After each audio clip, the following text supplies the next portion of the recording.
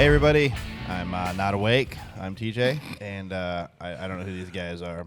I've been flying for 25, 30 years, and I think yesterday was my second flight. Actually, I think it was my first flight ever with TJ. Was it? Last night? You guys are on the same plane? Yeah. We were on the same plane, yeah. Yeah, I didn't know he flew that anymore. I thought he had his own plane by now. I tried to get on yours. I did. Brett Griffin spotted yesterday for the Tasmanian Devil, I guess You could call him that. That's for sure. Will Brown, super fun dude. We can get into that a little bit later. What TJ just said, don't overdrive it. It'll come to you. I don't think that ever really happened yesterday for me and you, Freddie. Oh, you came to me all right. In a hurry.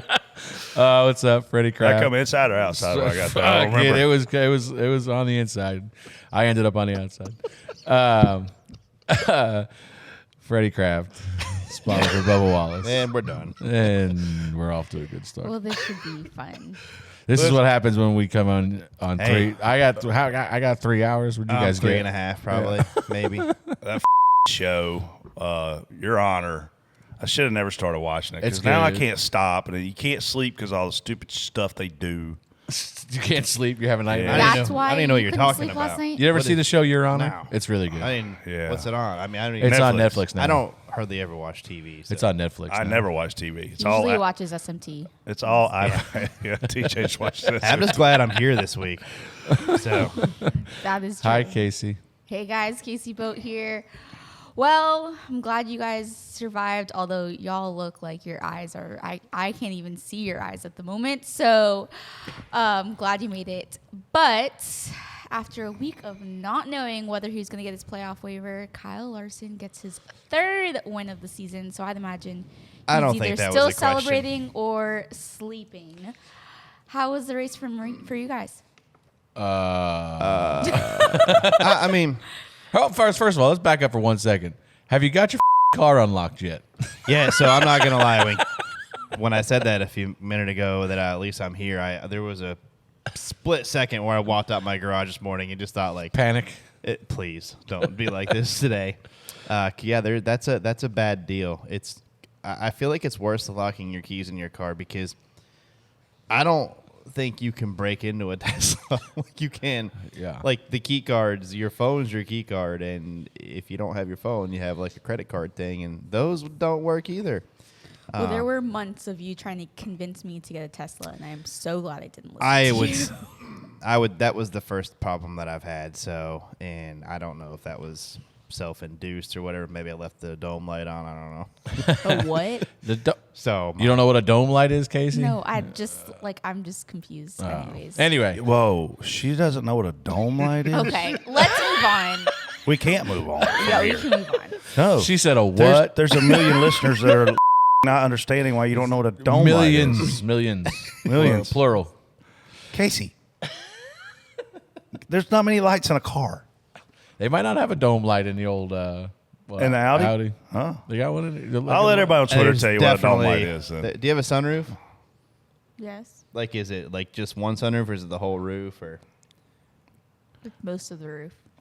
do you have a light on your roof? Like, is there a light up there by it in the middle somewhere? It's like when you get in, I don't it lights think so. up. Like when it's too dark at It's night, probably you can't see. it's probably just the one like Yeah, it's on on the the side. On the front. Yeah, that's called. Anyways, I that's need a new car. That's a so dome Anyway. light. nothing else will fit. So, Sonoma. Did any of us? Where'd you finish? That's debatable. Still, I don't know if it's 12. What? Or 13. That's right. I don't understand that either. Because Please explain. well, Kyle Busch. We'll get back to what happened to Kyle Busch earlier in that lap. Wrecked, basically. But he comes. I'm assuming he ran out of gas coming to the checker because he creeped across the line. Yeah, I don't. So, And yeah, I don't know. and then I look at the results. They gave him 5 spots. timing back. and scoring. He was 17th when he crossed the line. Yeah. So we're racing him for the playoffs, the cutoff line, and I'm like, oh, good, we gained. We're still Something. 13 to the good or something like Yeah. that. And then I get on the plane, and I'm like, wait a minute, he finished 12th. But I guess they locked froze the field when they threw the yellow for Martin, and Kyle got saved a couple spots, which I don't. Yeah, I don't. That to. I don't know about this one. Like, I get like certain instances and stuff, but he was just in a wreck, and I don't know if he was out of gas. I think because the way he creeped across the line, he must have been, or he was just really slow for the caution. I don't know. Because everybody else was still racing. He was slow before the caution because we were. Yeah. As soon as we went by. They said, "All right, put it out," and we went by right then. And then 5 other cars. I mean, you're going pretty slow. 5 other cars because we had seconds to other cars behind us. So it was like if 5 other cars pass him, he's pretty slow. Yeah. So I don't know, but I think 13th. So which from how our weekend was going, I'll take a 13th or 12th, 13th, whatever, 12 and a half, wherever you want to put us. I'll take a 13th out of that. Just, I mean, we were good in the race. We just never, these type of cars just never really. Brad's used to a lot of horsepower, take care of your stuff type at road course things, and this just doesn't suit him that well. So Brad doesn't. He's never won a road course, right? Sitting here looking at the list. Did he win Watkins Glen any of them times when he was I battling? don't know. It Marcus? looks like here 15 guys. Trey Ryan and I were actually texting about this last night. 15 guys that were in the race have won a road course race, and I don't see him on this list. Which is surprising because he was really good at Watkins Glen for a long time. 7 of which have only won 1 road course race, but nonetheless, they've won.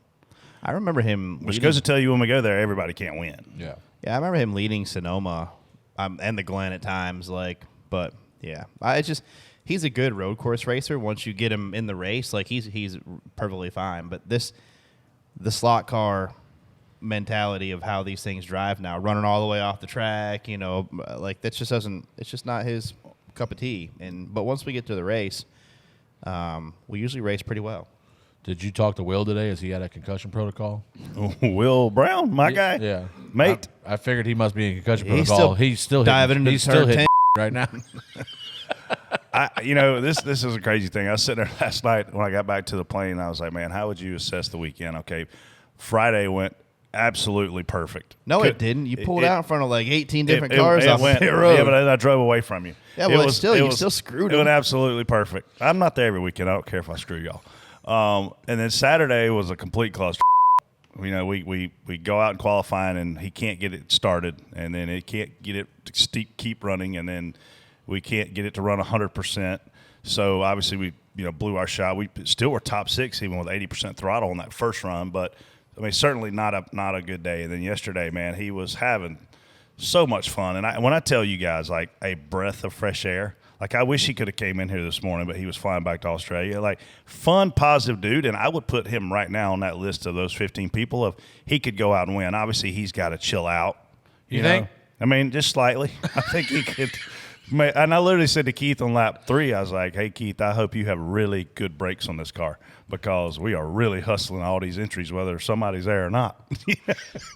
So when we stopped one time for one of the cautions, Keith was like, hey, maybe we'll take it a little easier on the entry and focus a little more on the exit. But he was just, everything was mate, and, he was having so much fun. Yeah. Oh, yeah. He was having a bunch of fun. I think everybody was having fun He had around a couple him. mates in front of him there a couple times, didn't he? There's a couple guys that Sorry, didn't want to mate. be his mate no longer. 4 outside. Sorry, mates. I don't know what Bubba did to Australia, but we did not have a good day with the Australians yesterday. Will run us over in turn 7, and then Cam kind of got into the 3 and knocked the 3 into us and knocked us off a 10, and then that chain reaction to just show in 11 when Josh decided to go bowling down there. That was exciting. Let's talk about that. That was exciting. Yeah, you could say that. Is obviously the repave in general. What did y'all think, and how did the tire wear impact that? It's the most entertaining weekend Sonoma's ever put on in its life and its existence. Yeah, I mean the repave is a repave. It's fine. They're super fast. The problem with the Cup cars is there's no fall off. So really the strategy kind of that was the rough part. There was just not enough. There wasn't a you couldn't come out 12th and drive back to the front like you should be able to do if those guys have 10 laps on your tires. You were motoring through them. You're right, but Larson came out 7th and drove to the lead ish. Yeah, I mean Larson. Listen, Larson was the guy. But at the same time, Reddick couldn't do that. You know what I mean? Which he didn't put tires on his last pit stop. But it shouldn't matter. You could take a guy that was a 10th place car, if you gave him 10 lap better tires and put him 10th, he was going to the front. It didn't matter if it was. No, I agree. I know. You, me, Freddie. The biggest thing I took away from it was just and we see this a lot. It's just so heat related to the tire. There's not really wear. It's just heat. And Reddick was talking about practice, which Reddick was one of the best cars all weekend, one of the best on road courses. Terrible in practice. Yeah, but I'm just saying, like, he's just one of the guys you look to for speed on road courses. And he was like, man, if I just started to feel it slip, I would just take a half a lap off and lap time would come right back. He's like, it's like all you had to do was kind of slow down, cool your tires down for a second. Not slow down, just take it easier, and the lap time would come right back. So it's just, obviously it's going to wear, and hopefully we get back to where we were. But I guess if you slip and slide on the tire, it overheats it, and that's where you got to cool it down. But it was, I had a freaking blast. I would say one of my favorite Sonoma trips I've ever been on, and maybe because I didn't have the pressure you guys have, but I will say that caution came out, and Bubba was voicing his displeasure with Will Brown, the guy I was spotting for, and he's like, "Is this mate mad at me?" And I was like, "Yeah, he's pretty mad probably." He's like, "What did I do?" And I was like, "Well, he's not from England. You knocked the shit out of him." I can't. I still haven't mastered that Australian thing. But my favorite thing of the weekend, and I think as an industry we gotta go this route. They don't call qualifying. They call them qualies. So it's qualies from now on. Still an English accent. Again, where are you? He's in Brett's England lost. still. Yeah. I've been lost for years. Oh, I looked over.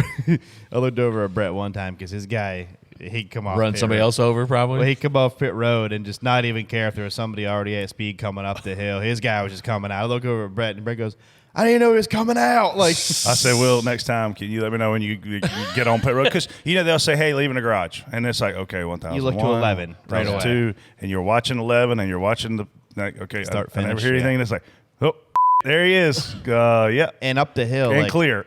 The problem with that is when you get off the end of pit road, you're fine right there, but the racing line and the exit of pit, the pit exit line meet, and you kind of cross over into it. So if right where the bridge is, if there's somebody right there, it just screws your whole entry to turn one up. And It's just practice. We almost had that at the last lap of practice. Ricky was coming down pit road, and Tab thought he went to the garage. Like they must have did like a hot pit entry, and Tab thought he went to the garage, and Ricky was rolling all of pit road, like rolling pit road speed. Yeah. So Tab wasn't even looking, and I saw Ricky coming, and I was like, "Hey, just watch 47 is at the end of pit road here," as we were like at the start finish line. Yeah. And Ricky had no idea we were coming until like we were there, and Tab's like, "Holy." I didn't even know he was. I thought he was in the garage. Communication's a big thing. It's and we did the same thing because we did a hot pit entry, and I didn't think Bubba was going to run the length. I thought he was just going to hot pit enter and go to the garage. And next thing I know, you can't see him once he goes around that corner. And he's like, "I'm running the length, right?" And I'm like, "No." And he's like, "Oh, I'm already halfway down here. I guess I'm just going all the way through." Well, one final topic on this weekend. I don't know how we do this, but 2 back-to-back weekends of fuel miscalculations. Obviously, Blaney last weekend. This weekend with Martin might have been the slowest start-finish line pass ever. I don't think he passed anybody. Well, He passed start finish. He passed the start-finish line. Crossed. What is the deal with that? Is there something Well, it's not to do easy. with the car? Well, I know, but I know that I think Jimmy said like. So it came out that the 12s deal was they had less in the previous run than they thought. So when they filled it with that, there wasn't enough left. and they were trying to jump the 2. And they were trying to jump to 2 also. This at road course, we've seen this for years at road courses. You pit either right, you run the race backwards. You pit right on your number, or sometimes you even cheat it, banking on you're going to get a caution, or you're going to, you're going to be able to save a little bit. And I know we pit on lap 67, and before the race it was 68 was our number, so I knew we were going to be close. And they started telling me, we're right on our number here. So you kind of cheated a little bit, hoping to catch that caution, and then sometimes if you don't get the caution, then you're real close. And obviously they were a little too close. And if all you got to do is not get a couple extra drops in there, I mean, he run out, I'm assuming down to 11 or so, because had to be into 11. Yeah. And then I mean, because there's no way you can coast to 11 and try to keep speed up. Yeah. So I mean, they got damn close, but it's just you're doing everything. We talked about it on here before. Everybody is pitting shorter and shorter, trying to get an advantage, and then sometimes you cut a little too close. And he was not in a position at all to save fuel, to save any fuel, because he's trying to run down the 17. Then he's trying to fend off the 5, and at that point, man, you ran your race. So again, though, hell of a race. and I don't think the 5 took tires on his last stop either. He had to. I know. I don't think he did either. I know the 45 Are did. you kidding me? I don't. No. Yeah, I don't think he did. No. What? They didn't take tires. Yeah. Wow. Yeah. Now let that sink in. That's how the tires And were. that car cleared tech.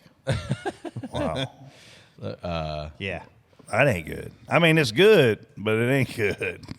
That's do you bad. mean? Yeah, he did 4 on the last stop. Okay. sure? I was going to say, man. 4 holy- It tires, was questionable. 9.2 They were seconds. talking about it on the broadcast. But I know the 45 If the didn't. broadcast didn't know, we got bigger problems. I mean, that's their jobs to know. I mean, I assume his stop was at 81, and it was a 4 tires, 9.2 seconds. Yeah, that makes way more sense than no tires. But there was guys that put no tires on. But the way he busted through, I kind of assumed he had That to. seems pretty But dumb. he He looked like he had he had we'll get to the strategy stuff in a little bit. But I mean, one thing as always we say it on here, the Xfinity race. Well, that was fun to watch. Do you guys think that the Xfinity race again was better than the Cup race? Yes. Yeah, I mean it wasn't close. I don't think. I agree. I will say, What made it better? watching it on TV gives you more of what's going on and it changes based on the track. But spotting at Sonoma, because it is so spread out, and because you drop your driver off at a point to a second spotter and pick him back up. Like there was points to race yesterday where I was like, man, I don't know what's going on out here. There's too much to look at. Whereas TV, obviously, that's you're 'cause looking you're at more of rusty. one thing. I am rusty. I admit, hands down, I'm rusty. I feel like I knew kind of what was going on with the guys when they, The Xfinity race was just freaking lights fun to out. watch. There wasn't anything about the Xfinity race that wasn't great. I mean, everything's great in the Xfinity race. Yeah. Burnouts, everything. Why didn't SVG run the Cup race? I guess sponsorship. He couldn't because he did the tire Something test. about He did a wasn't tire there test. a test? There's that rules. was Or he did the wheel force test or something. He did there. do the wheel force test, yeah. So now there's rules against testing and running. But the I race? don't know. I was listening to Sirius this morning, and they mentioned that it Yes. could have been a college decision. But I don't know if that was a No, college there, decision. he can't do the wheel force test, and because he couldn't even sub for anybody if they got out, like because he did the wheel force test. I don't know who on Sirius said it's a college decision, but Well, that they ain't up to said that them. we'll find out Wednesday when Chris Rice is on the show. But they mentioned that it could have been. If Trackhouse wants to run SVG in a cup race, they're going to run him. Anyways, we're gonna take a quick break. When we come back, we'll Will Brown. Wheel.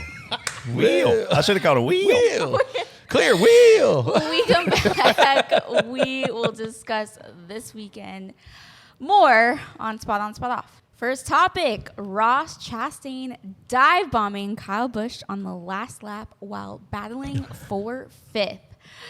Spot On, Spot Off, Freddie. Don't give a tour is back. I hope It's plugged in, it's charged up. It's ready to go. Oh man, it was. I didn't realize it happened because we were quite a ways back and he got going. I guess before we got there. But when I saw It's way behind us when now. I saw that he finished, well, wherever he finished, I thought it was 17th. I just thought he ran out of gas, and then I got in the car, and Nick was like, "Oh no!" He said the one ran him over down there, and I was like, "Oof!" And that was kind of exactly what I needed for my day because he was going to gain a boatload of points on us, and then he ended up not. So that I didn't really. I might have to send Ross a edible arrangement or something. Speaking of Nick, does he know he's spoiled?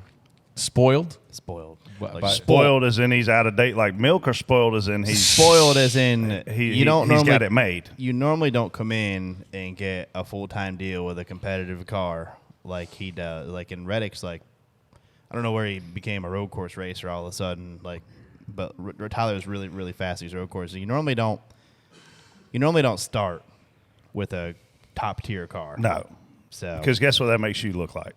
A good spotter, even if you aren't one. And I'm not saying Nick is not one, no, yeah, but like but most people don't get to come in and No. win races. You No. come in here and you gotta prove that you know what you're doing. Grind it out for a handful Or you just of get years. with a driver like Larson's Jimmy spotter- Johnson or Kyle Larson, and you don't have to know what you're doing. Larson's Well, father yes. used to drive Chad's trucks to races, so he Listen, turned out Tyler okay. Mon is like the new Earl. Like, Is he spoiled too? I mean, I think anybody who spots for Larson spoiled. I don't care if it. I mean, he's like the new Earl. Hey, like if he just Larson is the only guy of the year that I stepped aside that I would have stuck around for because I knew I wouldn't have to do. Like, he's that good. Clear by 10, buddy. Driving luck. away. Hey, Yep. if Tyler would start going around saying "all right," and, you know, All right. hey, what are you hearing? All It would be good. Oh, did you guys see this, Rick? I did No. see it. I saw it live, and I was like, "You got to be kidding me!" It's the last lap. There's only, and I'm gonna get into something right here. It's the last lap. Oh, 3 hard boy. corners left. You know, obviously you got to run the S's, but that's pretty crappy. Like, because what happens with race car drivers, and I guess they talk about it all the time. Still, is they, based on who they're racing, they know how much they trust that person. And Kyle Busch put a lot of trust into Ross Chastain, and Ross Chastain let him down. What's Clint saying? I'll let you down. I've seen me do it. That's what happened. That's what Ross did to Kyle Busch yesterday. Yeah. But when I look at that racetrack, you know, standing up on that hill, I absolutely hate turn 4. That turn 4, when they took out all that sand and they give these guys all this extra feet of runoff to the left, essentially no track limits exist until you're well past the exit of the corner. It completely changed the dynamic of turn 4 to where it's way too fast, whether it's old asphalt or new, and it changed the dynamic of turn 7. Turn 7 and turn 4 used to be a small passing zone. Turn 7 was a medium plus passing zone. Turn 11 a major large passing zone. They ruined turn 7 by ruining turn 4. They need to stop turn 4 where those curbs are. That's either put tires closer, and if you don't want to stop the race for a caution and cleanup, I don't care. I hate turn 4 at that racetrack. Yeah, like you said, you've taken away 2 passing zones. Really, I mean, you can get a good run off of 3, but Made it easier too. Yeah, but now you don't have any, unless you make a mistake off of 4. You're not getting, you're not going to get a huge run into 7 like you used to. You put up a wall in turn 11, and I'm not against that wall at all because it is now we don't have to have this gray area of stupid track limits being enforced. Do it at turn 4. Make it where they have to slow down to make the corner because the way that's configured, I absolutely despise it. It's no different than turn 1 at Watkins Glen now. It's no different than the exit of the carousel at Watkins And Glen. I used to say turn 1 downhill braking with that sand trap, and the wheel hopping was the hardest corner in all of NASCAR. It's not anymore. I don't know what it's turn 1, the exit of the carousel, and I used to call it turn 10 at Watkins Glen, but they've paved all that lefty. stuff. Yeah, they every runoff is just paved now. There's no repercussions for making a mistake. Now you just use it for speed. There should be. I wish we could find a way to make it where if you ran out there, it wasn't a benefit. Like how. So one thing I noticed I'm sure y'all saw it when you did the track walk at Sonoma. Yeah. I'm sure Brett really I walked pit road for the participated. first time yesterday. Wow. Yeah, go ahead. Just I'm pit sorry. road? Oh, yeah. It's a long ways. I walked the old entire track. Let me tell you, the elevation there. Changed my one idiot. So the curbs there, what I liked about it was the curbs. That they'll help you spot it by walking They're it. indented. Oh man, I've never been around the place, but it looks like it's got some hills. I But did a long time ago. It's just so cool. it is unreal. Yeah. But the curbs are indented. So what if you did that out there where they run off? Like, don't pump. You know what I mean? The curbs are indented, so you don't have that same effect. Where it's less grip. You know what I mean? They need to run out there, and if you go out there, it needs to be a loss of something, whether it's grip. You shouldn't be able to run out there for speed because I like to see these guys have to be precise in certain areas and be accurate and not like I'm just going to throttle up and drive it out here because that's what they do. Like turn 1 at Watkins Glen right now is not. I mean, Yeah, that It's not even a bus corner. stop. When we The get bus back, stop and- depending upon what happens, because obviously we can't Yeah. speak to what it's going to race like, because they can make changes up to it. But anyway, I didn't mean to get off on tangent. Well, yeah, I mean, turn 4 at Sonoma sucks. Fix it. Whoever's in Kyle charge. Busch agrees with you. So, are you spot on to the dive bomb or no? Obviously, I'm not. Obviously, I'm. SVG and I walked into the trailer yesterday morning. He's my second spotter at Sonoma with Will Brown, and I walk in. I go, "Wow, you wreck a move RCR car yesterday and day you on payroll. You had a good gig, and we laughed about it. That's kind of ballsy. No, I mean you hate. Oh, okay, whatever. So I'm spot off. I mean you if it had been lap 5, like when we wrecked Martin Truex, he's got a chance to recover from that and come back to a great finish, which Martin didn't get because he ran out of gas. But yeah, I mean, the last lap, take a guy out. I don't know, if Kyle Busch is going to make this playoff. It's certainly hard to sit here knowing his talent level and say he will not. Had yesterday gone differently, he would be in by points. He's obviously not, since that happened. But I don't know if Kyle Busch ever retaliates off the track with Ross Chastain, but I don't see Ross Chastain passing Kyle Busch in these playoffs ever. I am on a racetrack. I'm spot off as well.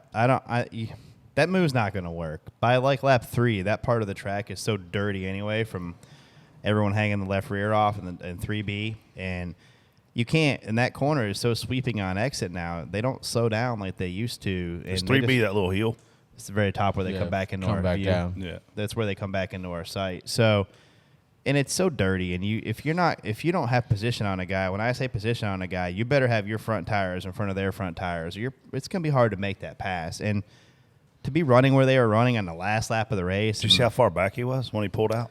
Yeah, I mean he was way back. But this wreck reminds me of the turn 11 wreck with Josh Berry and Eric Jones, because Eric Jones was going down. Eric Jones was trying to get into that same situation, and it reminded me also of turn 1 at Indy Road Course, where those guys, when you drive that low into the corner and they're already too wide in front of you, you're basically you're going down there to cause a wreck into somebody, in my opinion. I mean, you're just going to force the guy in the far outside. Most time doesn't get the message until it's too late, because they're not expecting somebody to be all the way against the inside wall there, because you're not going to make the corner how you should. And it's going to cause a wreck. So 8 teams got to do a full reset this week. That's 2 weeks in a row you've lost a ton of points wrecking, not finishing, and you can't do that right now.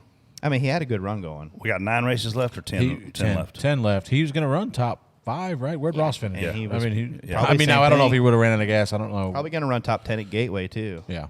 So those are 2 top 10s, I think, where that just kind of slipped out of the end. This is the time of year where you can't really have. He's gonna be in a must-win situation, but if there's a car out there that can do it any given week, it's Kyle Busch. Moving on, Joey Logano and Tyler Reddick's strategy cost them a chance to win. Spot on, spot off, TJ. Man, I'm kind of spot off, because I think Tyler. They kind of got behind. There's times. I want you to stop for a second and tell me what their strategy was and why it didn't work.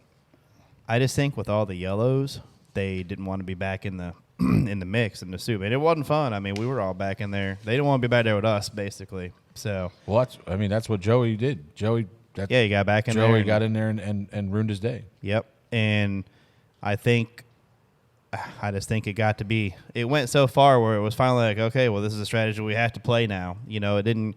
You had to pit probably around where Joey did and get through it, because at some point you can't lead the entire race because people flip the stages and they do stuff like that. So at some point you got to put yourself in traffic and make it through it. And Tyler's not one of the best cars at passing.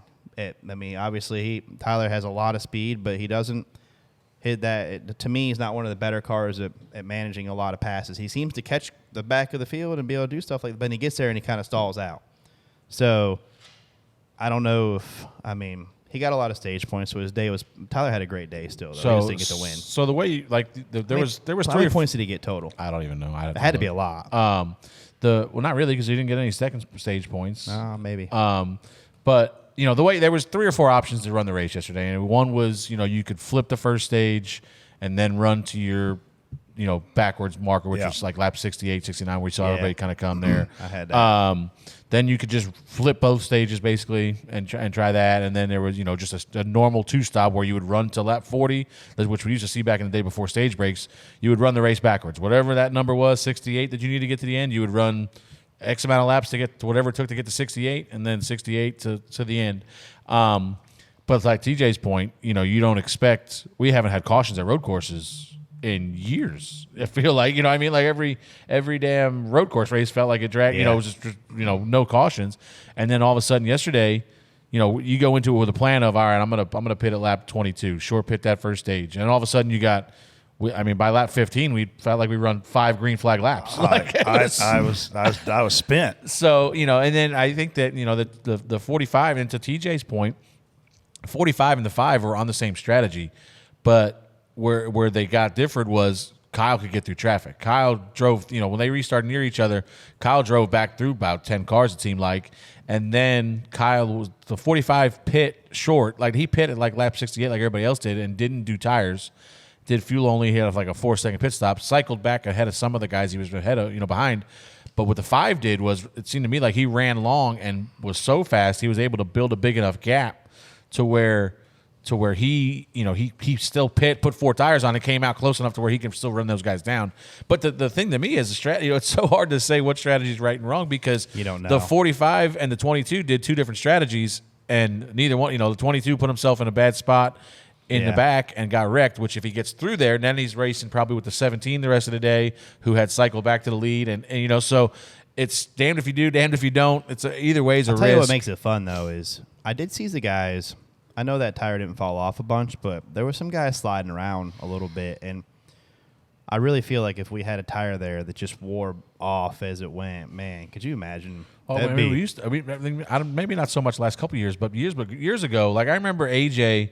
You know, AJ's been the guy for road courses for a long time, and I remember he wasn't always great at Sonoma because you would burn your up there. You know, even Marcus was kind of the same way. Marcos was kind of the same way. Like that was a place where they had a super speed, but they would burn their off, and they wouldn't win the race there. You tend to win at Watkins Glen more. You could have a guy that would be 7th by lap, 10th lap 5, and at the end of the run, he's up there in 2nd or 3rd because he knew how to long race. But when the tires wore out too, man, you remember when they used to try to outbrake each other on old tires there and stuff? Like, it was like Sonoma was a slower, technical, higher elevation change racetrack, and then, you know, we only ran 2 back then, and Watkins Glen was the go really fast balls to the wall.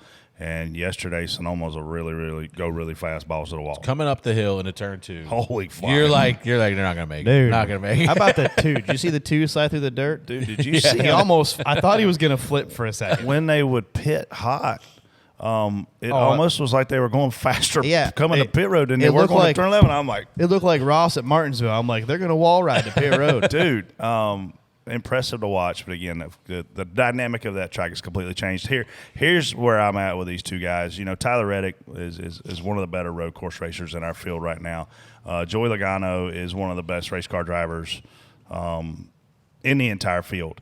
Joey is out in the playoffs by 2 spots, and man, he's not threatening to win anywhere. When you sit on the pole there, you have so many great things. Obviously, you're starting first. You've got the best pit stall, and that strategy bit him. When he got in that wreck, it was over. But, I mean, the window and the pressure is going to build. And as you come down to these last 10 races, man, they can't have any more screw-ups. They're going to have to – and where are you pointing at? We gained 2 spots. That's good. You did? Yeah, but you got to win. I mean, I'm just saying. all that matters is use playoff points. Yeah, that's 2 playoff points. When we left Atlanta, we were right 30th. So 36th. I mean, it sucks for Joey in that sense. And then on Tyler's side, I mean, I'm sure a very frustrating day for him. I mean, he's a guy you see in the garage. He's always smiling. He speaks to everybody, and I'm a big Tyler Reddick fan, and it sucks for them guys. But when he won the stage and he was kicking everybody's butt, I was like, it's going to be hard to beat that team today, and it just didn't play out. Well, that you way. know, the problem is you eventually have to pay for it. You know what I mean? Like if you know, he won the stage, was the dominant car, but then when he pit at lap, I think they basically flipped the second stage. So it was like lap 52.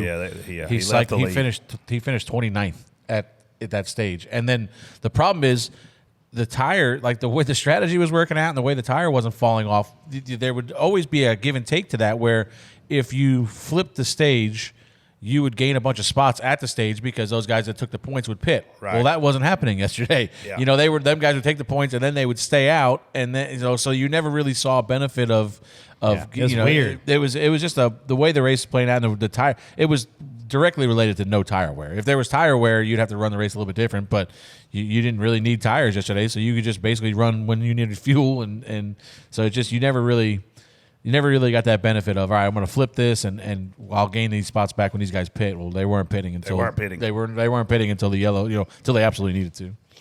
Shifting gears to the Xfinity Series race, SVG gets payback for Coda with a burnout taunt of Austin Hill. Spot on, spot off, Brett. Oh man, this is great racing, and I mean this is SVG got in too hot. He washed up into him. Thankfully, he didn't wreck him, because if he wrecks him there, it makes SVG look like a and I think in the way he just got into him, it made him look like this is NASCAR. I mean, this is what your grandpa grew up watching, and I think Austin Hill gets out a hell of a lot madder than what he does. If he didn't kind of catch hell on Twitter the last few weeks, and he even kind of took a shot there at the Keyboard Warriors, and man, that race had it all. I don't know what else you could ask for. It builds a lot of momentum going into the Xfinity Series championship races, because the same guys tend to always see each other. It doesn't matter if it's for 20th or if it's for 10th or if it's for 1st. And these are two really good race car drivers and good equipment. And to have those guys going at it is fun, man. Shane's just got a really happy to be here, happy-go-lucky attitude. It's like he's not taking it overly serious. You can tell he's trying really hard. And I was having a conversation with Jeff Gluck yesterday in the garage, and he said, is he the best road racer to ever come through here? Is he better than Ambrose? Is he better than AJ? And I'm like, man, he's sure giving us the case study to say yes. I don't think we can say yes yet, but I mean, in Xfinity Series, he's the best right now. And in the Cup Series coming forward, I would say sooner rather than later, we're going to find out if he's as good as we think he is there. I talk about strategies. I was questioning theirs because I thought if they just ran it backwards, if they just flipped the stages, he was going to be dominant. And obviously you got to chase some playoff points because he won last week and he's in the playoffs. But man, if he just flips the stages, it's lights out, probably ruins the race. So I'm thankful they didn't do that. And I don't know, without some cautions. I just want to add one thing to you. I'm watching on television. You're spotting the race, and I told SVG this. You went out and won stage 1, which I thought was a mistake. And you started stage 2, and you drove up, and you were catching second and third in terms of the gap was 3.5 seconds to the leader. It was still 3.5 seconds to the leader. He was not making up any time on Ty Gibbs. Yeah. And it seemed like Ty Gibbs was on the strategy that was going to win a race. Yeah. Well, then he did the same thing. He didn't flip the second stage, which I didn't understand at all. And obviously we'll get to that in a minute because it led to some more stuff going on. But those two strategies kind of baffled me because I thought of all the people, like Ty Gibbs is only there to win the race. He doesn't care about points. He's not running for points. And then SVG, I thought that was an easy win for him if he just flips the stages and comes back out with the lead. But he was so good. I assume they thought, well, we'll just drive back up in there. That's we'll be fine because he restarted pretty close to the front and was back in the top 5 right away. But it took him, to your point, a lot longer. I think to pass. I think it was like the 7 and maybe the 21 or the 2. I think it was. But yeah, this was a hell of a race, and I didn't. So the only the only content they made was up the hill in the 2 when he door slammed him. Yeah, pretty much. Is that like? Yeah, that was enough. Yeah, Shane was too far to the right, and he was going to have to get back left to make the corner. And when he got back left, it wasn't that Austin didn't leave him room. It's just the way the momentum took him into Austin's door. Well, and it knocked Austin out of the way. Yeah, I don't think it was unintentional. And then somebody on TV said, "Well, if he catches him again," and I'm like, heck yeah, okay. Smoke another one. We are out here in California, That's enough room. Well, he looks like he's on the grass. That's not grass either. That's dirt. Dirt.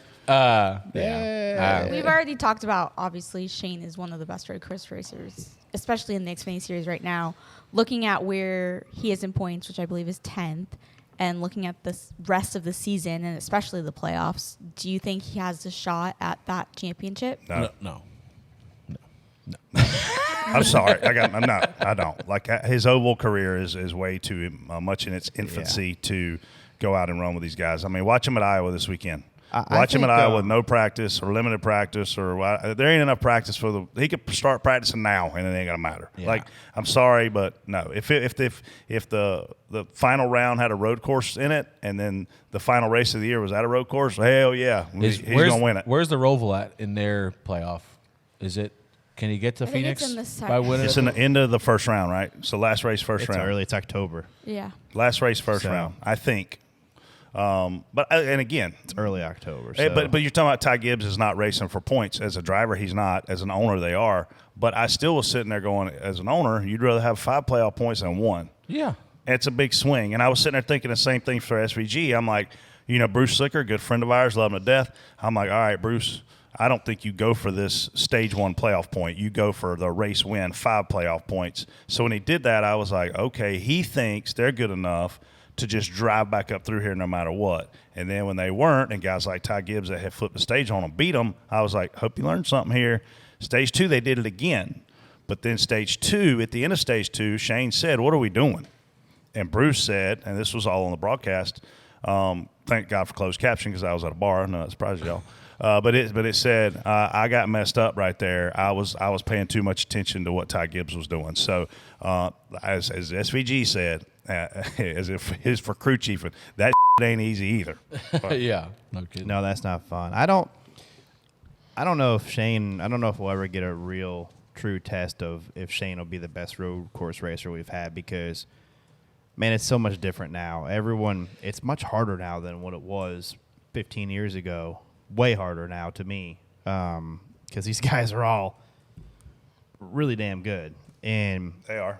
and to see, and we've already had. I mean, Shane's run how many other Cup road course races now? 2 or 3 after Chicago, and ran good in them, but not the dominant car. I don't think all day. I mean, in Xfinity, he obviously shines a little bit more, but I look forward to his oval stuff. Like, I think he's been okay at oval stuff, but that's like a whole new thing. You know what I mean? Like My most impressive thing for me at his ovals, TJ, is he gets the majority of laps in the majority of the time. He gets better as the race goes on.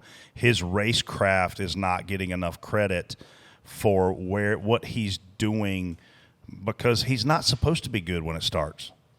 I mean, yeah. he doesn't have the experience. Yeah. He's not getting practice. He's not getting to do all the things.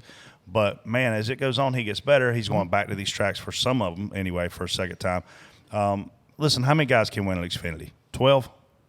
Yeah. I'd have to look at a list, but yeah, probably. How many guys can win a Cup? A lot. 27? Yeah. I mean, it's a lot. Yeah. It's triple. Yeah. So it's going to be triple harder. Yeah. Yeah. Triple. harder. It Oh, is. triple harder. Triple harder. Harder. It's pretty hard.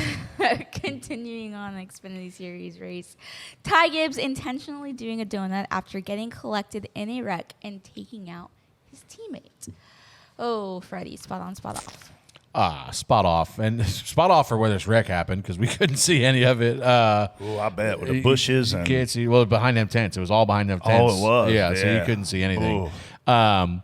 When I went back and watched their replay of it, it was interesting to say the least. And listen, Ty was in position to win the race.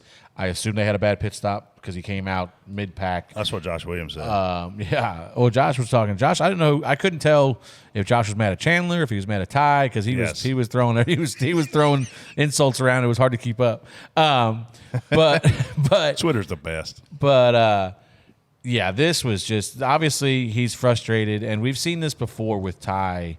Sometimes he lets his temper get the best of him, and he's been much better about it lately. I think this was just a perfect storm of just had a bad pit stop. Now I'm in a wreck. Now I'm pissed off. My car's tore up, and I don't know how bad his car was tore up until he started doing donuts around the 17, I think it was, and then I think Chandler ends up T-boning him, and then somebody else hits him.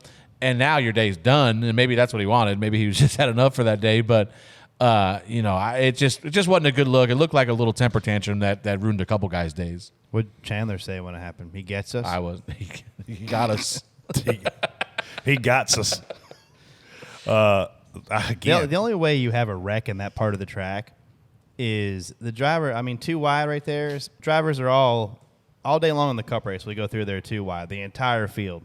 Every restart. Yeah. And the only time you really have a wreck there is when somebody just does something.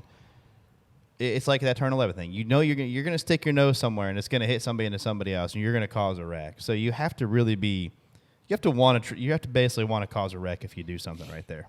Was it Chandler's fault? Did it start with Chandler? Chandler made it 3 wide. Put Jeb Burton in the middle. Chandler cleared him before the corner.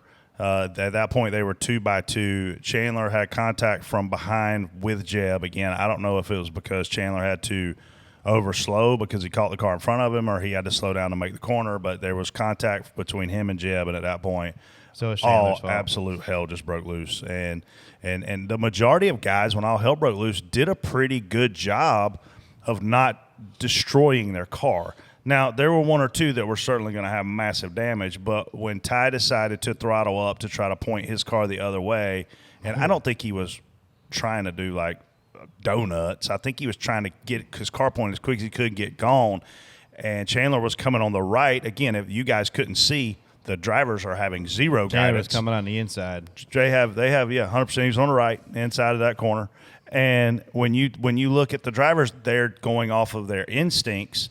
Chandler thinks the wreck's over. He throttles up. He goes right. And, man, as he's getting his speed up, there comes Ty slinging his car around. Well, you ain't stopping on dirt.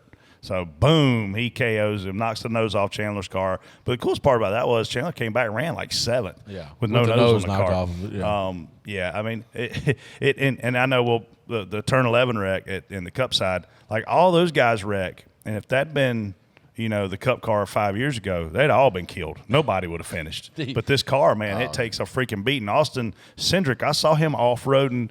I didn't even spot the wreck when it happened because I was like, there's no reason for me to tell him anything. I don't want him watching Austin Cindric. He was bouncing and, like, it was – The only thing I was concerned about was he was going to come straight and T-bone us when we turned the corner. Yeah. You were probably behind me at that point. I moved you. Yeah, you had probably run me over for a third time. The interesting thing, the ironic thing I should say, was I seen after he got out of the care center, they asked Ty about turn 11. Like that was the only question they asked him was about turn 11 for the Cup race. They're like, how's that wall affect turn 11? How's anything going to affect? He's like, man, it's really not a big deal. And then he goes on Sunday and hits the wall and breaks everything in his right front. He hits the inside wall in 11 and then goes down into 1 and hits that. I'm assuming it was broke. It hit hard into 1. But I thought it was ironic that they asked him about it on Saturday. And he's like, yeah, it's really not that big a difference. And then it ends up being what puts him out of the race on There's Sunday. been a lot of times I wish that we could have Ty on the show on a Monday just because of whatever had happened. I wish it was today. And then we all know what happens when you come on here. Yeah, you win. You go win. So we should have texted him last night, but I do want him to come on here. So looking at it, Brett, it looks like Chandler wasn't all the way clear of Jeb. And when he come back Are we looking at SMT or are we looking at a TV replay? Oh, we're looking at SMT. Of course, SMT. TJ has this memorized. TJ's got his phone out. like kind of and then the 19 comes in there and definitely. The 19 was going to get the worst end of the deal no matter 19 definitely helped Jeb plow But again, into there. Xfinity Series. Fun racing. 10 out of 10, man. Always. Home run. Every week. It is exciting. Hey. I was at dinner watching it, and it was exciting to watch. Shout out Austin Green again. I don't. Great run. I mean, another great run. They cycled. They caught a yellow at the right time and cycled up in there but he ran top 5 the rest of the race at that point. He races a lot of those Mazda road courses, right? Yeah, I don't know what he's doing. I have no idea what he does. I mean, he's Ran a smart race. Yeah, he did the same thing at Coda. I think he finished in the top 10 at Coda. I think he was like 7th or 8th there. So, Yeah. I mean, just a really good job. We gave him credit after Coda, and I'll do it again here. He did a phenomenal job yesterday or Saturday, just staying out of trouble. And everybody else had a little bit of drama, it seemed like, around him, and he kind of just had a quiet top 5 I day. saw he has 2 more races coming up. One was not at a road course, I don't think. And it's interesting. He's running the 32, which I assume is Jordan Anderson's number. I don't know if there's points are involved there or not. Yeah, I'm not but sure. but that deal is all them. Like that's a single operation team. They're getting a little bit of help from RCR, I think. Yeah. But I think they bought that car from RCR, and it's like a Trans Am team. Isn't RCR it? might want to buy it back. I think it's a Trans Am I think team. that it's the team he runs Trans Am for. That's doing it. So it's pretty impressive for what they're doing. Yeah, we don't see this that often anymore. This used to be like you go to South Boston in the Busch Series back in the day, and you raced against all the locals there. Now we got a smaller team, kind of showing up here and running. It's cool to see. Jonathan Davis and I talked about this last night on the airplane. It's really, really, really hard to show up and have great equipment when you're doing a part-time effort, even if that equipment is coming out of an existing cup shop, because it's not the same guys and gals that are used to doing this every single week in and week out. And we literally had that conversation last night of it's as hard as it's ever been to show up with a part-time effort and have the pit crew and have the spotter and have the crew chief with experience. And it's the hardest. Luckily for Austin, his whole family spots. So he had Mark and Tyler I know. on the radio. It's funny. All right, Reaction Theater is coming up next, so don't go anywhere.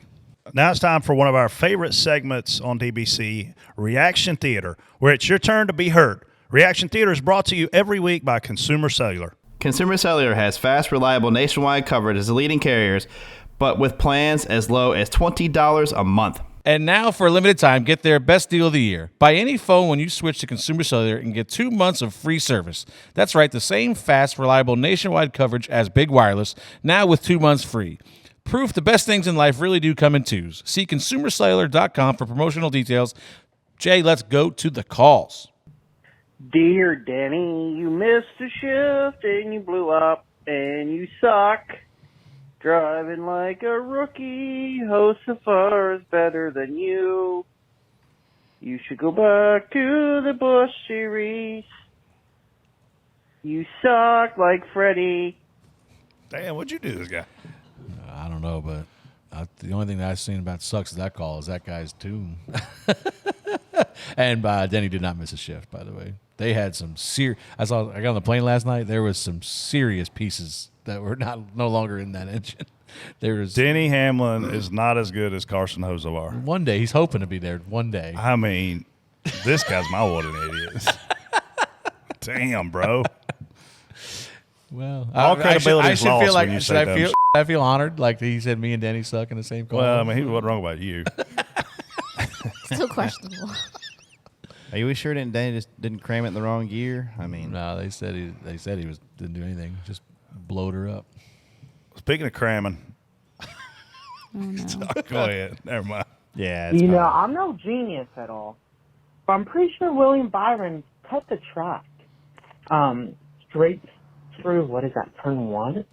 Like, why isn't that a course penalty, you know? Come on, NASCAR. You want to be consistent? Or, I don't know what you want to be, but come on, he cut the course. Where's his penalty? What the hell is he talking about when he drove He up did through the go grass? dirt, yeah, but he lost. He didn't get anything. I mean, the one thing that I've always thought about, you got a penalty for getting pushed out of 11 and cutting back through over to pit road. Reddick did it last year too. Yeah, so, but when we go to a mile and a half, I've always wondered why a guy could spin out of 4 down the front stretch or whatever, and then turn around and come back up pit road to his pit stall and not get a penalty. Same thing. It's a penalty.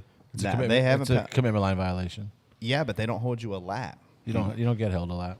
Would you get I was held? shortcutting the track. I got held a lap. Yeah. You should be held a lap for shortcutting the track. Is what I'm saying. Like It's the same thing. It is the same thing because you're cutting the track You're saving yourself a whole lap. a whole lap Yes. and potential damage. Yes. And I could keep going on. You know, after the start finish line, race is over. They turn around with wreck car, come back. I'm fine with that. Me but too. like if you spin out and come right to your pit stall, backwards. yeah. Even when they tow you, so I've seen them tow. They tow down there, then they come back up the wrong way. Like they should go around the whole time. They should, or hold them a lap. You know what I mean? But that's just we've right. talked about that before. For once in your life on this show, you're right Yep, about something. Look at that. Take 2 more weeks off. Well, that was interesting. Some boys drink wine for the damn race. Anywho, it was fun to watch. Second stage was just crazy with wreck after wreck after wreck. What I didn't understand is how quick the officials were to put it out and all of that. So, all in all, it was a good weekend. I hope you enjoyed being back, Brett. And what the I'll be damned. I'm getting pulled over. Hey. Never mind. Speed limit's 35. What's it, 60? All right, Oh, boys, my I God. Gotta go. Oh, that's fun. That's awkward. We had a police officer come say hello to us on the spotter stand that listens to DBC every week. Oh, yeah. And I will tell y'all, I was surprised by how many DBC people are out there in that part of the world, man. I had a couple people come up to me at a gas station. Like it was there's a lot of DBC listeners out there. There are.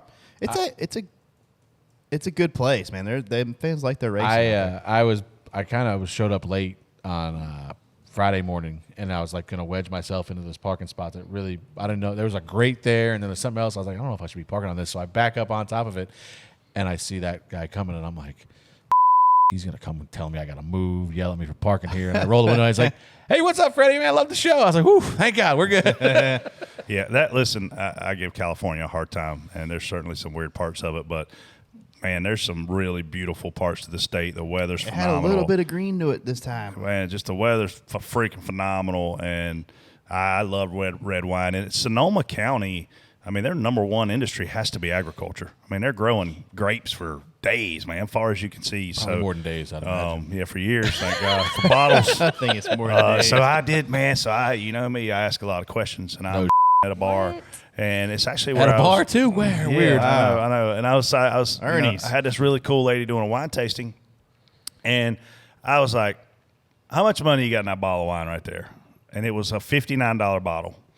And she said, "I guess." And I said, $10. She said $7.25. And I was like, "Damn." Now, obviously, they have overhead too, you know, but in terms of actually the glass and the wine inside of the bottle, that's $7 in it. Oh, I Dang, mean, that's like- you'd throw up if you ever saw what like bars pay for a case of Tito's. Go to a And gas you're- station and buy it. You get like 2 bottles for $5. You can get a whole bottle of wine for I'm surprised y'all $7.50. haven't figured out how to get your liquor license. You could just They buy probably it won't give us one. wholesale. Yeah, I don't. We got pretty close a couple years ago. There's a background check involved at all. I need just That'll do it right there. So basically, Chad, if you get one bottle, you're only about $3.25 or so, or $3.75, Save this Chad. for But on when- that same note, I went to Opus One, which is obviously a higher end wine, and this was what made me ask the question. I wish I had asked the question and then went to Opus One. Opus One, one bottle. They only make 2 bottles of wine in their entire breadth of That their doesn't seem retail like a good space. business plan. 2 bottles? 2 bottles, 2 types of 2 wine. types, 2 brands. 2 bottles is going to go Yep. quick. The lowest price brand is $160. Guess what the other brand is? I know what it is. You told me. $455. That seems like a lot. Casey, if we ever go out, I'm getting For you what? $7.50. I mean, I don't drink a lot of wine. What's that, 4 glasses? 4 glasses. If you do a normal pour, 4 glasses. And the thing about a bottle of wine is when you open it, you have to drink it within a certain amount of time, or it will turn to vinegar and taste like ass. So, yeah. You don't want $450. I love red Great wine. to know. Let's move on. And I'm not sure what all the hate is about with whoever was playing the national anthem before the race. I mean, if any of you guys, maybe you, Brett, were seeing all the comments off of X or Twitter, I mean, your opinion on this, everyone? Did you say you peeing on this? That's what I thought. I'm peeing on this? What did he say? What did he say, Jay? I said your opinion on this. Oh, everyone. oh, yeah. oh. He wants your opinion. I- Did y'all see the national anthem? Yes. Well, I heard it. We I heard didn't it. see it. Maybe this isn't popular. I mean, it was. I've never heard a good. Jimi Hendrix is maybe the only time I've heard a good version of the national anthem on a guitar. Like, I mean, it's not bad. It's not awful. Like, it's not like who was it? Like, I forget who was. Somebody saying the national anthem was terrible. Roseanne Barr. Roseanne, that's who it was. Horrible. But you know, it's just not. I just don't. It's not my thing. It doesn't sound great to me. Do you guys have any opinions of it? I didn't really hear it. I know that surprises That's you. weird. Like I looked around and I was at my car doing something. And I looked around, all you guys had your hats off, and I was like, "Oh, they're singing." So They weren't and I even was like, singing. "I It don't was hear just- singing." So then I ran back over to where you guys were with my hat off, and I was like, "Yeah." I mean, yeah. So did y'all see, I think it was the Orioles game, maybe last week, the guy that whistled the national anthem? Tell me you've seen that clip. I've seen that guy. I don't know if it's the same guy. That's see that. very impressive. No way he beats Axl There's- Rose He does it. opening He- of Patience. The same guy? He's done a few events. I feel like it's the same person. unless He did the there's Chili multiple. Bowl, right? He did Yeah, the Chili you're Bowl right. one year. I didn't think it was going to go well going like when I was starting to listen to the clip, and by the time he was done, I was like, wow, this is impressive. All right. I'm- That's- Anyways, that is not the That- national anthem. That's Patience. No, yeah, that's Patience. What about that? What's the other song that starts with? Is it Winds of Change or something? What? Yeah. I don't know what the hell you're talking about. I don't think he pretty whistles. Maybe he does. Great song though. Maybe he doesn't whistle. Man, maybe it ain't a whistle. I don't know. I don't think it's a Man, whistle. I don't blow on sleep. I don't think I'm winning a whistling contest anytime soon either. I don't think so either. Martin Truex Jr. fan here. I'm wondering if I could put an offer out to the Ryan Blaney fans out there. We'll all head down to the Bath Pro Shops, get a real big bathtub, we can all join in the misery because that's rough. Oh, that was great. Man. Nothing against Martin, but I love when Dale Jr. tweets and it backfires. What did on he tweet? him. That Martin had the test out there, and they're all like, "Oh, never bet against Martin." What's also one of his best tracks. He also won too. there last year before the test. Really going out on a limb here, guys. 2 out of the last 3, I think. So real Man. quick, after What? seriously? Well, I wish we would have tested her. Chris Buescher would have won by a mile. There were a lot of comments around Martin's plans for next year. Obviously, tons of drivers trying to get a spot in the Cup Series with charters and movement and all that. What are you hearing on Martin? It's up to him, and he doesn't have much time left. Yeah, I heard that they're putting a deadline on him earlier right now. So, I mean, that's Like different. really. Like within the next month. Like, you better. Probably less than that. Yeah, I don't know. I think you know by the week after Nashville. When's Nashville? Is there something you're not telling Is that a month?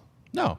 I think it's. Nashville's I in think 3 weeks. Nashville's the last race before. in the month of June on the last day of June. I think they want Martin, but I also don't think they want to go through what they went through the last, couple years. And I think Martin said it in an interview this week. You know, somebody asked them, or maybe it was last week. I can't remember. Somebody asked him I guess on Reddit about not saying asked, right? But they asked him about it, and he said, "Listen, you know, would you like to have the walk-off moment, win the championship and quit?" And he's like, "Man, you can't do that." He's like, "Yeah, obviously, ideally, that would be a dream for anybody." He says, "But you can't do that. You can't leave a team just in the middle of November go, oh yeah, peace out, I'm done. You got 2 months to find somebody." And to be fair, that's what you're going to have to do now. You know, that's why you're hearing deadlines of maybe the end of this month because then they need time to, if he's going to leave. I would assume they would want him back. Like their first choice, I would assume you'd know. would be, if they didn't want him back. If they didn't, it wouldn't be up to there the wouldn't end be of a June. deadline. Yeah. So but now if he does move on, there's no, I don't think there's a clear cut guy. I mean, there might be in their minds, but there's not in my mind. There's not a clear cut guy like, oh, when he's out, this guy's going in. You know, in years past it might have been, but who knows where they go from there. But I think that's what they want the time to find his replacement if he is going to leave. You have a lot of things in play when a guy at Martin's caliber retires. And one of those big ones is sponsorship. There's a lot of rumors out there that Noah Gragson and Bass Pro Shops could even be going to an RCR, and that could be an added charter. And obviously Bass Pro Shops has ties to Martin, so if Martin does retire, that probably helps Noah's scenario. If he doesn't retire, I think it probably hurts Noah's scenario. So, there's a lot of cards to fall, but even on the Joe Gibbs side, no matter who's coming in, you're going to have funding for that person. No different than the rumors we hear about 23XI and their third charter. Like, who is it? How much money they bring in? Or, they subsidizing the charter because it's that much money, or are they going after a big competition guy, and that means less money because you can win more money if you win races and will make the playoff and offset some of that. So it is such a bet, Casey, on what are you doing, how much money is ideal, and what's the result. And I'm glad to see the Cup Series trending to it's all about performance, because these teams that have made it not about performance and have made it about a business model are getting their asses kicked right now. And the Xfinity Series is always going to be different because, a wealthy family can come in and make a $3 to $5 million spin and run extremely well. But the Cup Series is a different ballgame. I'd like to welcome everybody to the NASCAR Association. I'm your driver instructor today. My name is Ricky Rudd. I want everybody to hold on to your lug nuts. It's time for 200-mile-an-hour racing. Boy, old Kyle Larson, he's hard to beat, ain't he? I tell you what, the boy there puts the work in, he gets the job done. I tell you what, old Kyle Busch there, every week he gets into it with somebody. I ain't saying it's his fault, but, I mean, if you're involved in it every week, I mean, seems like you got something going on there, Kyle. I don't know what's going on with you, buddy, but you need to straighten it up. Bell got him another top 10 this week. That old boy right there gonna win him a championship this year. Thank you for calling. Very random. Don't ever call back. Where the did Ricky Rudd disappear doing that? Like, I thought we were going somewhere. I don't know where we went were going from Ricky Rudd to that Kyle Larson. That Kyle Larson's good. What are we I doing? think he was drunk and then took one of them Adderall pills. Decided to You call know us. from experience. No. Dang. Yeah, that was random, That was a very random call. Thank you for calling. Appreciate your call. Call back next week. Ricky. Watching these next-gen cars on road courses is like drowning in It takes so long. So It takes long to drown. long. Drowning in Has I never anybody heard drowning in Anybody's ever drowned in No. I I hope not. That's an That analogy sounds I like a never bad way to go. ever wanted. Drowning. Can you imagine? I mean, that's a terrible way to go. What are you Is doing it- to even have that? Like, how is that? That's a scenario? lot. I I didn't know where you got, get that much. drowning in. What was the call about? Like Yeah, she I didn't don't like the even- race. Yeah. Is that was that, She said it made it long. He was talking about the next gen cars on road course races. How long it takes. I Yeah, mean, how I'm long not it gonna takes. lie. I'm not That was saying actually probably one of the more entertaining ones. And that's the thing is that was the most entertaining. Was I it the most didn't entertaining? think it road Yeah, if you course didn't like race that one, you're not next going to gen? like any of them. I didn't think it was. I thought the race was actually fairly good. Where's One where's of the the poll better at? next gen 80-20. road course Yeah. races. Oh, all right. 80-20. That's probably going to be our record for a road course. for recently? I mean, You know why? Because they wrecked. and Yeah. Larson won. Yeah, I don't know how much Larson weighs into it. Speaking of Larson, Trey Ryanson is this last night. I think he passed Chase last night for third most wins at Hendrick, career wise. So obviously, who's got more, Jimmy or Jeff? Jimmy's got more than Jeff. Jeff. Right? Jeff's got more. Jeff's got more. Jeff's got more wins. Jeff's Jimmy's got more wins. championships. So then Jeff, Jimmy, and then now Kyle is Yeah. one ahead of. I think it was his 20th win at. I think he also tied Dale Jr. He did. He did, 32nd win, or 26th, sorry, which ties Dale Jr. for 32nd all time. Dang. Do you think Dale can hold him off? Or? I think Dale still got a chance to beat him. Yeah. Time to buy that charter, bud. We got to get back out there. Time to get back out there. My favorite part is when, like, Kelly Earnhart's on Twitter going, I don't know how we'd afford a charter. And I'm like, well, Google says you got 300 million. Listen, Like, I don't know what you got, but Google maybe Dale got. Jr. just started a sprint car team and hire Kyle to go Just drive. go run that. He just, listen, you're get not out of the- racing. you're cup done cup anymore. racing, bud. You're sprint car racing. That's what I'm talking about. Kyle Busch. Melly man taking him on spin cycle. Damn. Get that man out of here. Also, Brett, you need to unblock me on Twitter. That's a good way to go about That's it. why people hate me. Like, literally, people hate me because I block them on Twitter. That's the number I one don't thing. know if it's all that. I think I it's, think I it's think more than there's that probably at more than one times. reason. I don't think it's because you hit the block button on them. I think you've probably pissed them off enough. Well, that the thing then is- you blocked them and they're really mad. But yes, I don't It think goes it's back to blocking. what me and one of my favorite NASCAR officials, Boyce, we were talking about this weekend. People are too sensitive. That's Like, it. if we sit here and talk about each other. You're the one that blocks the whole planet. You're going to say everybody else is sensitive? I am, because Block if list is the we longest sit one here, on Twitter there is, and you're talking about them. that's being because I don't sensitive? want to read their responses and replies. I don't want on my timeline. I highly agreed with you. If you and I sit here and talk about each other, we laugh about it. Like, But I don't if get butt hurt. if When we were Denny sitting went, next to you- on his rant and on his show, calling me an idiot and all that, I was laughing my ass off in my house. You blocked him for a minute, Blocked then him. He unblocked gone. him. He go. He's blocked. He hit block. You know he did. I did. for I a blocked second. him. Then I unblocked him. I texted him, "Hey man, I'm sorry about that. Sorry Will you about that. follow me?" Blocked his number. Follow me. Oh my gosh. I have started blocking people's phone numbers too. Have, who, Yeah. You're ridiculous. Yeah, just I'm like, who, I don't do wanna- we know? Who we blocking? I don't want to hear. Well, the whole blocking thing, Twitter taught me that like I don't have to hear from this person ever again. And I'm like, you know what? There's some other people I don't ever want to hear from again either. So I just Try something. get rid of. We call Brett. Who you were about to say? Jovi blocked me. I don't blame her. Yeah. So I text her and Where nothing. she got that from? I call her and it's like goes straight to voicemail, and I'm like, oh. So I'm like, Jovi, something's going on with your phone. She's like, well, okay. And so we get to looking at it. She blocked my number somehow. Somehow, you know how she did it? She scrolled over and said, block this number. So you know what I did? I logged into her college phone and I showed it to her, and she unblocked me. There was one day I was at Brett's house and Jovi had just started a bank account. This was a couple years ago, and I said, Jovi, well, how much money you got? And she said, hold on, let's see. She liked this thing where you could call and it would tell you, like, just read the number out to you. And we're sitting around Brett's kitchen table, and I don't know who up, but Jovi's like, hey, you ready? And I think she thought she had like $1,500 in there. Meg was sitting there too, right? Yeah. And she's like, she hits the button, and it's like, hello, welcome. Your current balance is $52,300. And Brett's like, holy I was immediately on the line with my banker going, whoa, something has gone terribly wrong here. And Joey's like smiling. She's like, holy cow, my interest must be amazing on this account. That's not your money.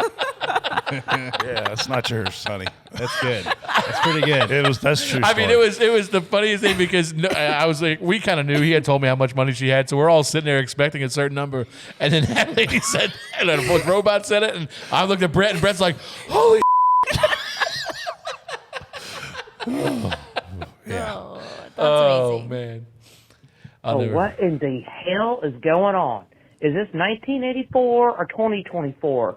Because 2 races in a row now, we've had 2 cars that have blown an engine, and now we've had 2 cars that have run out of gas on the final freaking lap of the race. Thank you, Martin Truex, for screwing me out of one of my Facebook challenges with my buddy at work. Damn it. Beating Busher, and Jesus freaking Christ. Hoodie. Oh, wow. I'll tell you one thing. That Denny Hamlin blow up did look like a 1984 blow up. I mean, there was big everywhere. smoke and everywhere.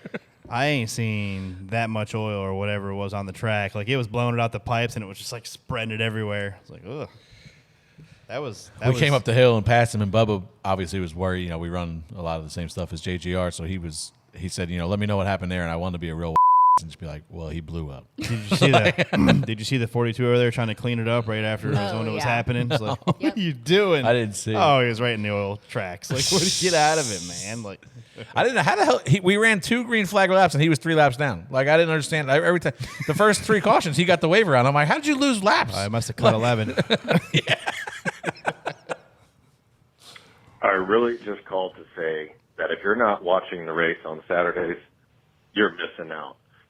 They are by far the best series right now, I think, in America. They put on a show every week. But can I get a bathtub for Sheldon Creed? My boy's got his 9th second-place finish. This boy is allergic to winning. Come on, Creed. Got to get one. Got to get a win. I know what he's not allergic to. It's whoever he cleaned out in the 7 there near the end of the race. Might have been AJ. It was AJ, yeah. Yeah, I bet, yeah. Good thing AJ was there. He saved Sheldon from spinning. Well, if you don't have our number memorized, you probably should by now. 704-802-9572 is what you need to call to send us your reaction to their thoughts. We'll keep playing the best ones each week. Consumer Cellular is the official wireless partner of Brett Keselowski, RFK Racing, and the number 6 car. If they can count on Consumer Cellular, so can you. Brad Keselowski and RFK Racing know speed, and that's just what you get with Consumer Cellular. TJ, Brad's back in the Consumer Cellular scheme for Nashville on June 30th. I know you're looking forward to seeing that bright orange car back on track again. Oh, yeah. There'll be no missing Brad on track in Nashville in that scheme. I'm hoping we manage another top 5 like we did last time we ran this scheme earlier in the year at Phoenix. Consumer Cellular has award-winning 100% U.S.-based customer service centers, so you can always get the help you need. It's like having your pit crew right there when you need them. Consumer Cellular has the same fast, reliable nationwide coverage as the leading carriers, but with plans starting as low as $20 a month. There are no activation fees and no contracts. Consumer Cellular customers stay because they want to, not because they have to. They don't need to trap their customers. Yeah, one of the best things there is here is you can even try Consumer Cellular for 30 days risk-free. If you don't love it, cancel it.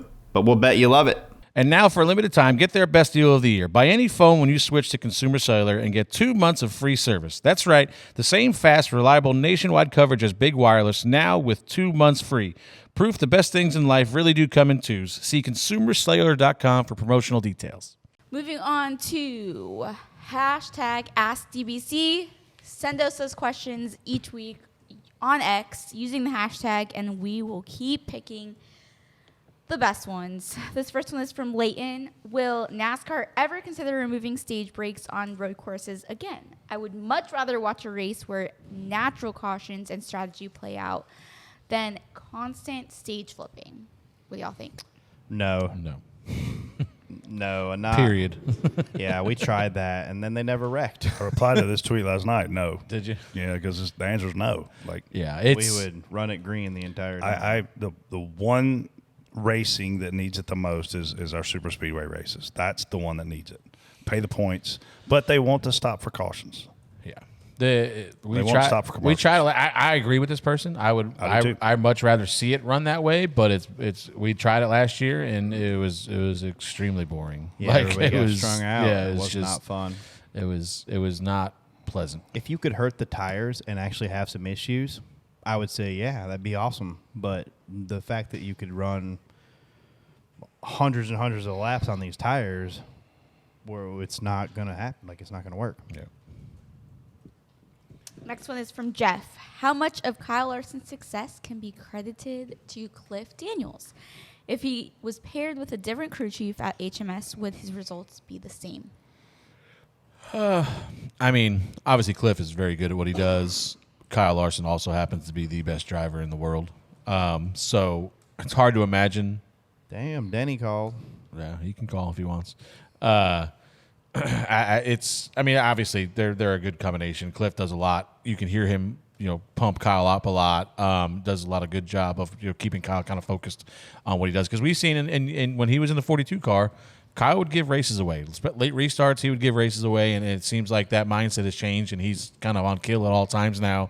And not that he wasn't before, but he would make mistakes, and now he seals these deals. I mean, that was a race yesterday where he needed to be pretty much picture perfect at the end to run them guys back down and get around them, and he did it. So, obviously there's definitely a lot of credit to Cliff, but obviously at the same time, Kyle is also rather good himself. Yeah, I'd love to have Cliff on the show because it seems to me like he is one of the best at paying attention to all the details and all the small things, and he literally understands everything that's going on around him with the car, with the driver, with the pit crew, with the spotter stand, like a very well-versed guy.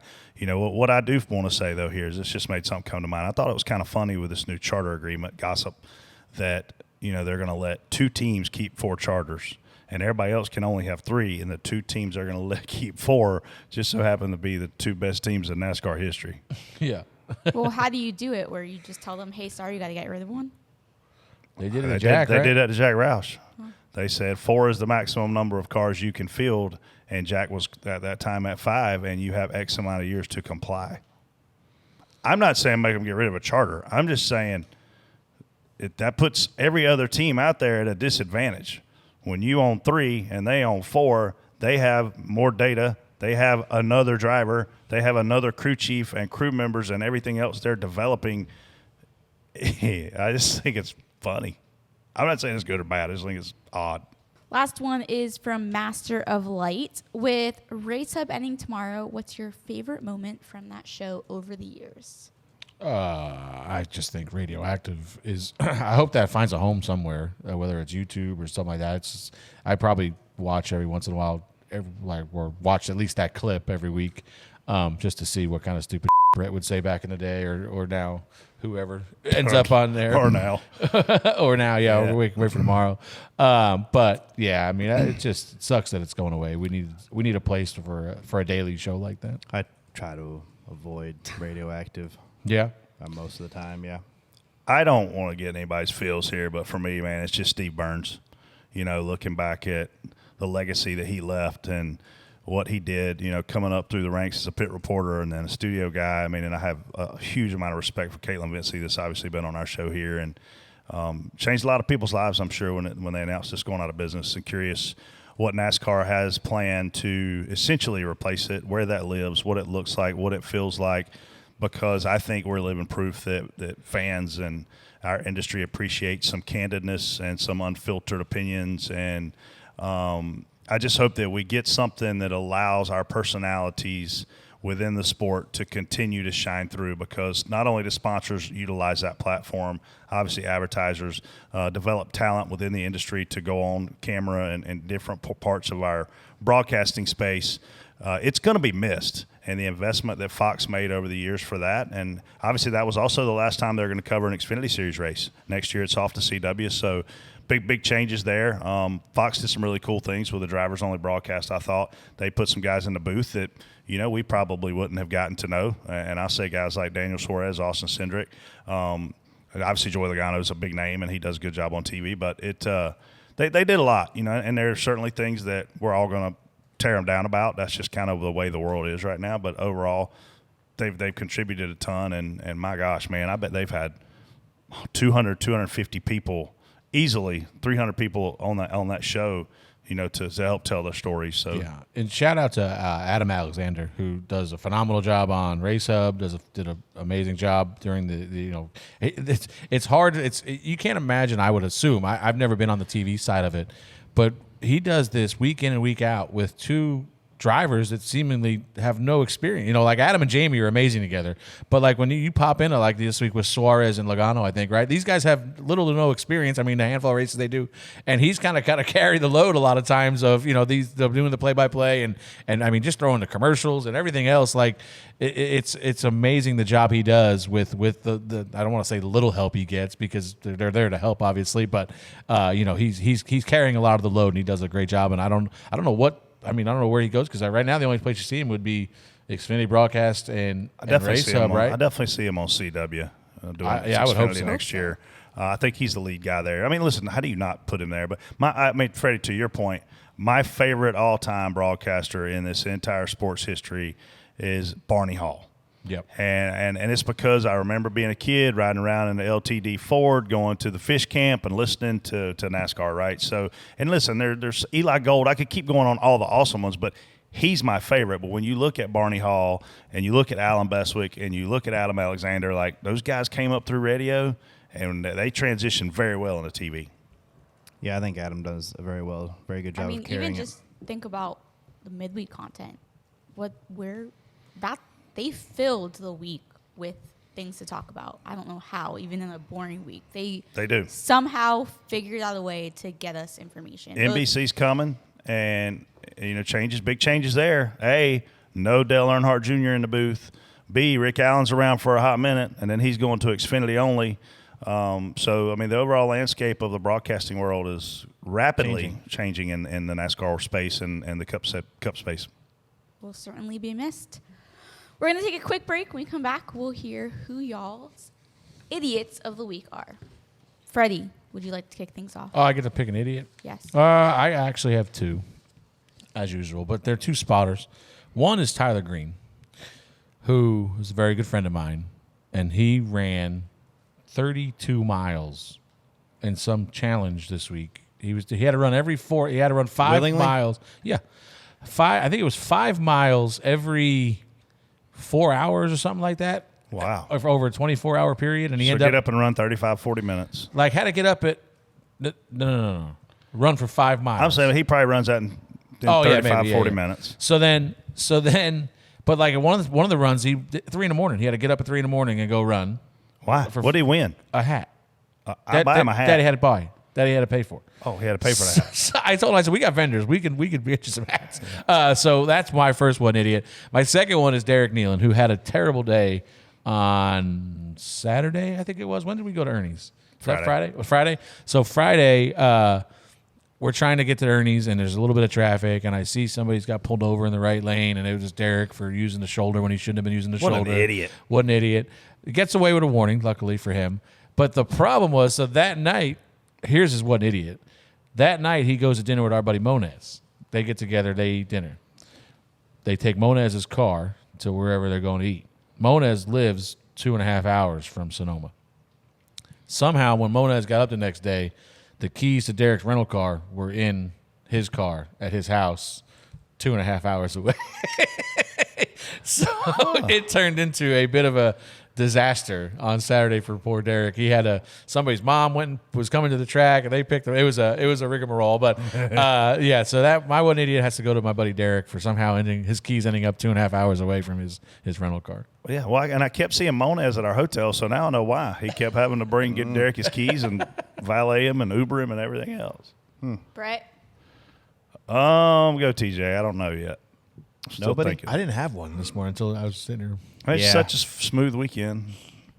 I mean, we could go back to last week a little bit. There was last week when all them slide jobs were going on that weren't working in the midget cars. There was some slide jobs in midget racing last week. Yes. Was it? Yeah, I don't know who they were. Tim's maybe. I don't remember who they were, but He I remember redeemed seeing himself, though. He did. Win. I don't know. I mean, there's a friend of mine that I know very well. We were at dinner on Saturday night watching Xfinity race, and it's a bunch of guys in the 6 team, and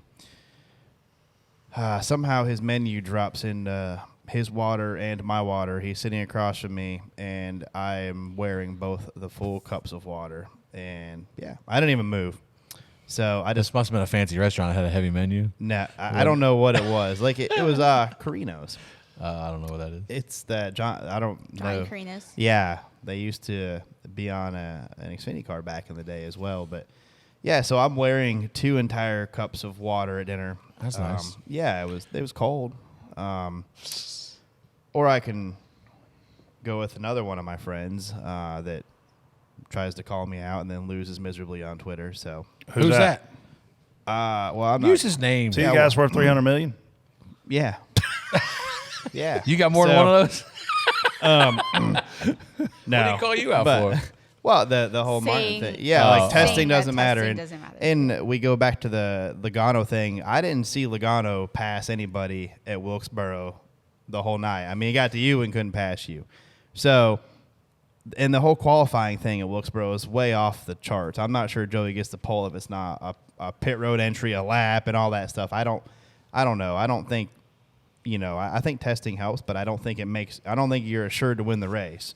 Obviously Larson, I don't know what Chevy car tested at Sonoma. Do you? I hope it's not Larson. I really hope it wasn't, because he tested Iowa. Yeah, I don't know. Yeah, I was at Iowa with him, but yeah, so I don't know, man. But I mean, apparently we need to send, Busher out there to test, because if he would have tested there, it'd have been over. All right, DBC Picks. TJ won? Yes. Congratulations, TJ. You win at Sonoma. We're taking picks for Iowa, and I will go first. Prayers. I'll take Chase Elliott. Chase Elliott. Who's next? Brett. Damn, I finished that bad with AJ Allmendinger. Man, I was watching him. He's running 3rd, and I felt really good about my chances. Who'd you have last week? Busher. I'll take Joey Logano. When we go to a track for the first time, that guy seems to adapt very well. Yeah. I'll take Kyle Busch. TJ?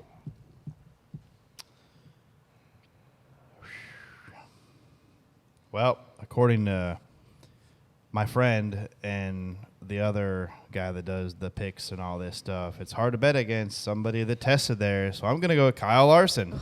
Wow, you got Kyle Larson available? I've been waiting. That's why I got 3. Dude, I'm sucking right now. The worst. No, you're the worst. All right, looking at Iowa, I believe there was a partial repave, right? So it's definitely partial. What can we expect? Did you go? Oh, yeah, I went. I mean, what does it even look like? Like, I didn't know how to describe it. It looks like my kid got over a coloring book and started describing. I assume so. Here, I tweeted this It's the other weird. day. I tweeted this the other day, and you get a kick out of this. So they interviewed the 3 guys that went to the test. Yep. It was Denny, Larson, and Brad. Bell. Right? Oh, Bell, Larson, Larson, Kozlowski, and Brad. yeah. So they interview Larson first, and they're like, "Are you gonna have to run on the new pavement?" He's like, "Yes." He's like 100% yes. He goes, "You're not." He's like, "Well, it took us a little while to get it to rubber in, but 100%, you've got to run the new. You're gonna have to. It's gonna be 1 lane. It's gonna be in the new pavement." They go to Bell, and they go, "You got to run the new pavement." 1,000%. Yes, you're gonna have to run the new pavement. Go to Brad. Well, we got to get there and see what they do with the tire dragging, and maybe they can rubber in. I'm like, this is TJ on the podcast. They spend way too much time together. They did say, I did hear that they saw that and they were gonna run the tire dragging a bunch in the upper lanes. They better run it a lot. They better run it. They better run a bulldozer with some asphalt up there too. If they want us to move. It's the weirdest part is it comes off the corner and it extends in the higher lane. It stops on the bottom. It's just kind of weird. We started testing there, like they're kind of crawling around there. And Larson starts ripping the top like the old asphalt and going faster. And then I don't know, like, I wish we just ran up there all day, 'cause you know what I mean? But I don't know I've heard maybe later on after the race this year they're maybe going to do some more stuff to it. I don't know.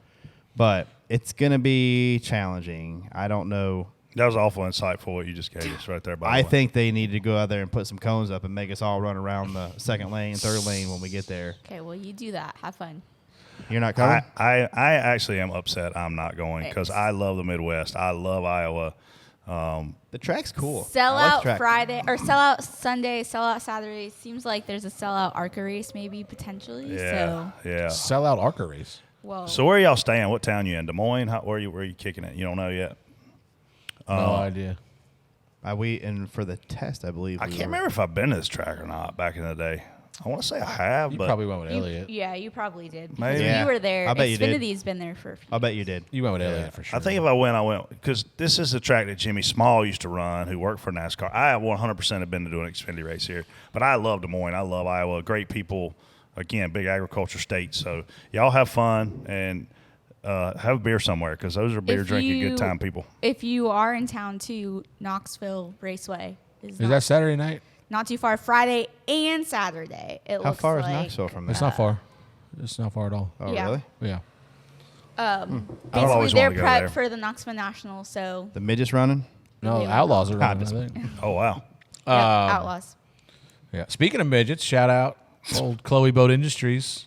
Won the Indiana Midget Week this week. The week. Oh, nice. Jason points. Persley I think he podiumed every single night, 2 wins. Shout out to those who stopped by and said hi. There were a lot of DBC fans. Did I see a clip of someone's throttle hanging on a restart or something in a midget? I didn't see it. Did y'all see Might that? have been a throttle. It might have been somebody making a mistake, but we don't. Well, no. I mean, how do you It make wasn't a our car. How do you make a mistake and go full throttle through the infield into a push truck or a? Oh, I didn't see it. Oh yeah. That's Well, you big. know more. Are these cheap readers, TJ, or good readers? Those are Amazon bundle of 5. Those They are work like good. You look like Yeah, dude, Santa getting ready to prep. You look for very. Christmas. He's on the naughty list. See when you take them off. You look like intelligent. I They're didn't just feel one intelligent. Those must be magic glasses. They're just 1X's. I did not feel intelligent. Anyways, shout out to Chad and Dason and the entire CB Industries No, intelligent? team. ain't helping. You can get this shirt for them Casey, wearing. I'm gonna need you to. I don't even know what to say. You're buying shirts? How much longer till we're having babies around here? August. 2 months? She's having it on my birthday. Depends on the day. You don't even look pregnant sitting there right now. If I stand up, I do. Yeah, Same. We should do a comparison towards the end. Yeah, I'm pretty sure. I'm 30. I'm a 30, close second to 31. Freddie. Yeah, we can do a comparison as we get closer. Oh my gosh. Yeah, we're going to need you to grow a little more. Thank you all for listening in. Be sure to send us your thoughts, Reaction Theater, #AskDBC, and have a great week. Love you guys. See you next week. We out. See ya. Holla.